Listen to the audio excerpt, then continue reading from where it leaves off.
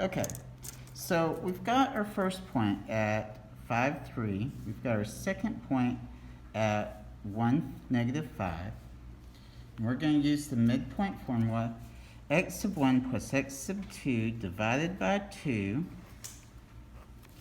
Y sub 1 plus y sub 2 divided by 2. Okay, so I'm going to take my 2 points and plug them in. So my x sub 1 is at 1, and my x sub 2 is at 5, divided by 2. And my y sub 1 is negative 5. My y sub 2 is 3, divided by 2. Okay, so let's do our calculation. 1 plus 5 is 6 divided by 2. And negative 5 plus 3 is negative 2 divided by 2. Okay, 6 divided by 2 is 3. Negative 2 divided by 2 is negative 1. So we should be at 3, 1, 2, 3, negative 1. That would be my midpoint, 3, negative 1. Now, let's check and see how we did. I always like to double check and make sure that I have the same rise over run to get from B to the midpoint as I do from the midpoint to A. So my rise is 1, 2, 3, 4 units. My run is 1, 2. Here my rise is 1, 2, 3, 4. That's the same. And a run of 1, 2. So my rise over run should be the same from B to M as it is from M to A, going across. That's a way of checking to make sure that I've got the perfect midpoint. Okay? So you're going to run into that about 2/3 of the time. Okay? But one of the things that they also want you to be able to do is, if I give you a midpoint, say, I don't know, let's set this up.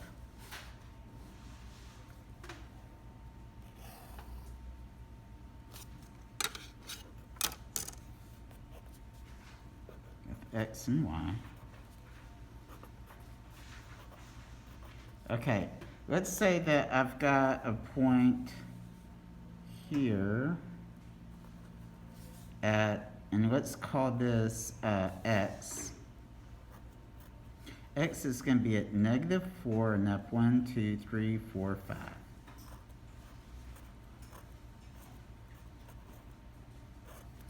And let's let the midpoint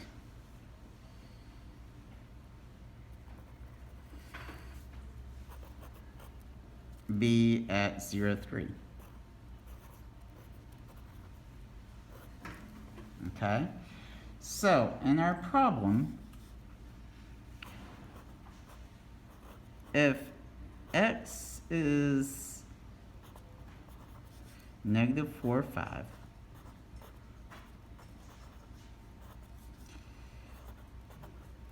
and the midpoint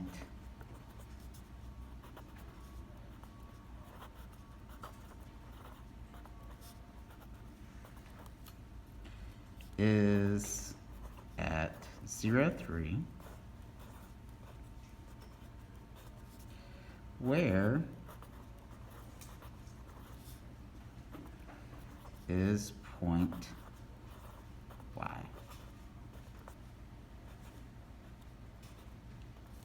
Okay, so what do we know? We know our formulas, right?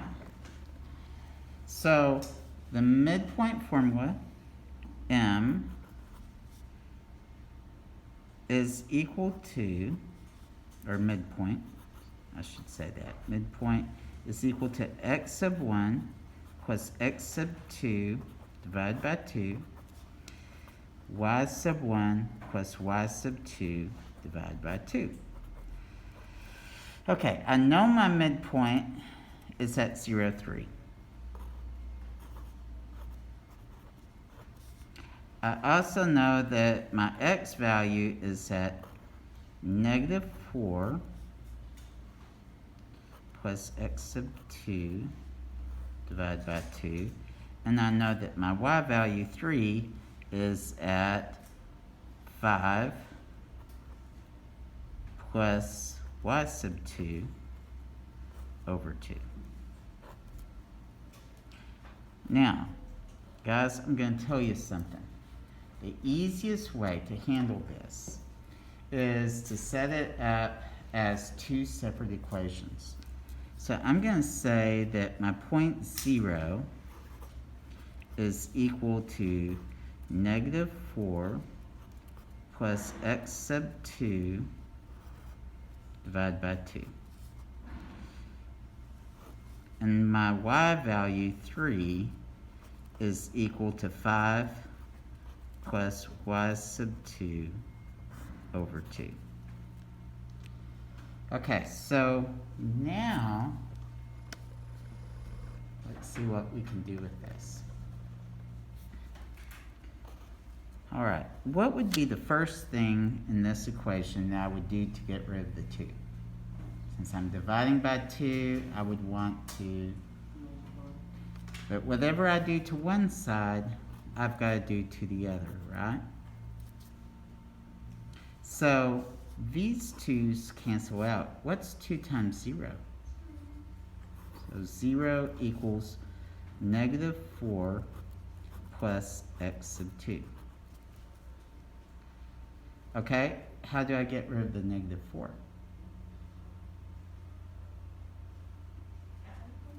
Yeah. So we're going to add 4 on both sides. So x sub 2 is equal to 4. All right, now I'm going to do that same process for the y, okay? I'm going to multiply both sides by 2. What's 2 times 3? 6 equals, and the 2's cancel out here, so that gives me 5 plus y sub 2. Now what do I do?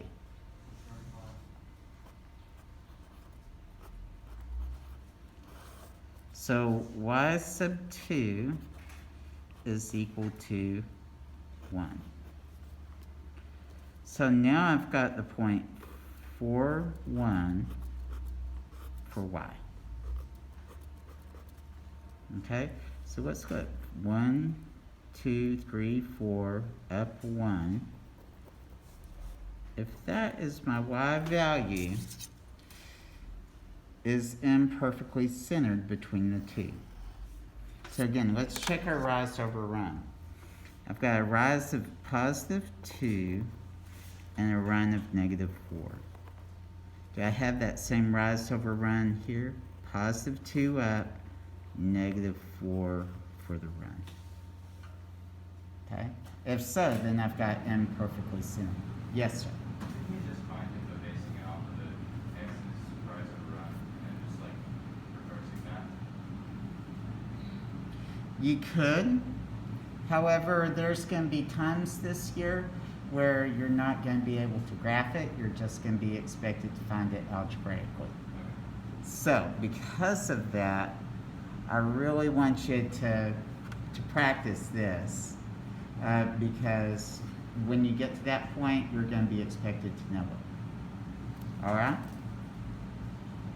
Do you guys need me to do another one of these examples, or do you think that's enough?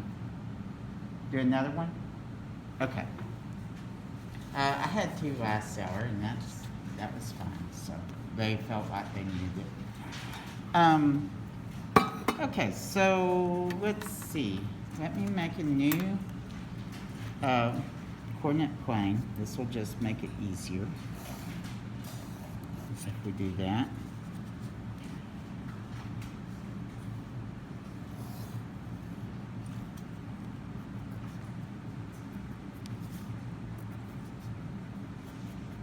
Okay, so I'm going to put a point here.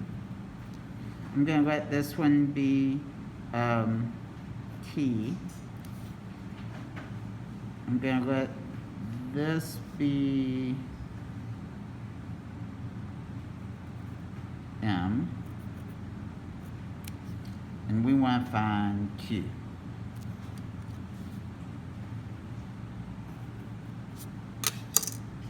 So, if T is the point -4, -1,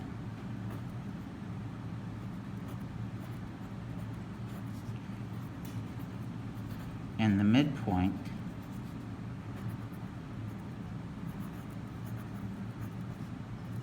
M is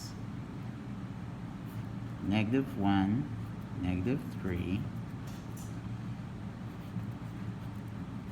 find the endpoint Q.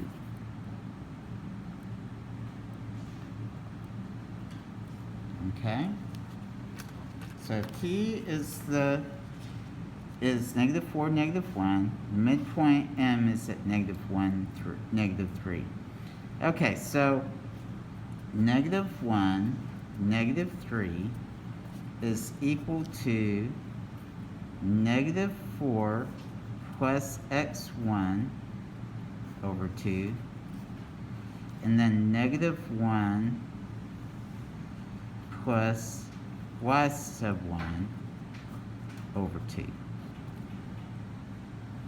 Okay, to get rid of the 2's, I'm going to first of all, I'm going to set these up as two separate equations.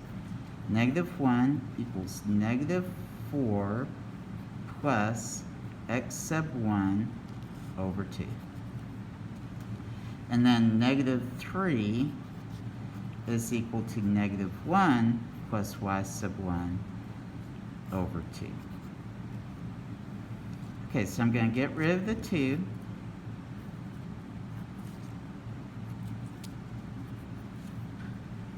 That cancels out on this side, and so -2 is equal to -4 plus x sub 1. Okay? Actually, I could even do away with those parentheses, kind of, at this point. Okay? Next, I'm going to get rid of the 4. So I'm going to add 4 to both sides. And so the x value for Q is at +2. Because 4 minus 2 is 2. Okay? Now, over here on this side, we want to get rid of the 2. I'm going to multiply both sides by 2. That gives me -6 equals -1 plus y sub 1. I want to add 1 to both sides. And so y sub 1 is equal to -5. So Q should be at 2, -5. Okay, so if I go to my graph, 1, 2, and down 1, 2, 3, 4, 5, that should give me my point Q. And then just to check my work, if I count a rise of 2, a run of -3, now I count a rise of 2, run of -3 again, I'm getting the same amount, right? So, there is our new point Q for the endpoint when M is at -1, -3. Okay?